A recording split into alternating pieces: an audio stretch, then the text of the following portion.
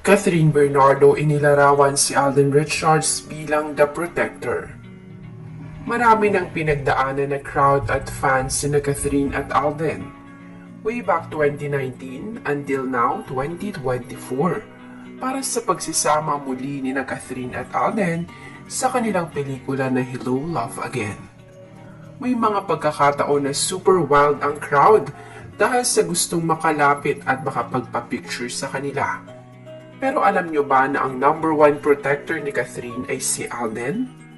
Nakikita at napapanood natin yan sa bawat live at videos na lumalabas. Makikita natin kung paano gamitin ni Alden ang kanyang sarili at katawan, may pangharang lang sa tao para hindi makuyog si Catherine.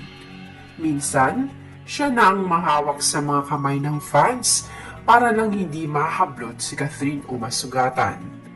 May pagkakataon pa na kailangang sunduin at ihatid ni Alden si Catherine sa sasakyan nito para masiguro na safe siya. Kaya naman, isa ito sa na-highlight ni Catherine nang tanungin siya sa isang interview.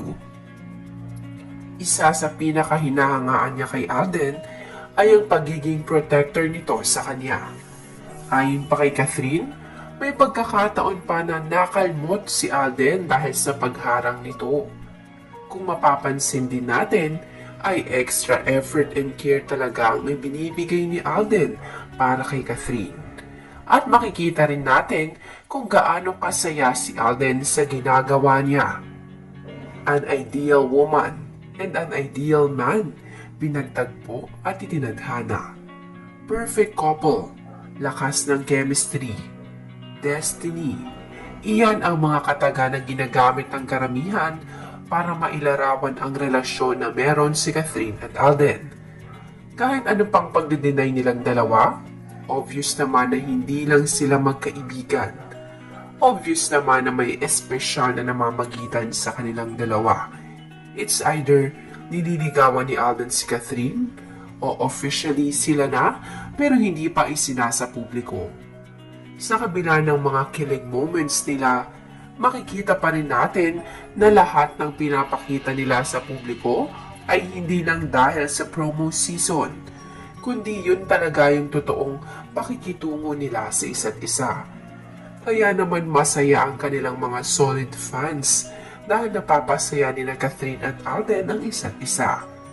Hindi lingid sa ating kaalaman na mag-iisang taon ng single si Catherine at ilang taon na rin walang girlfriend si Alden.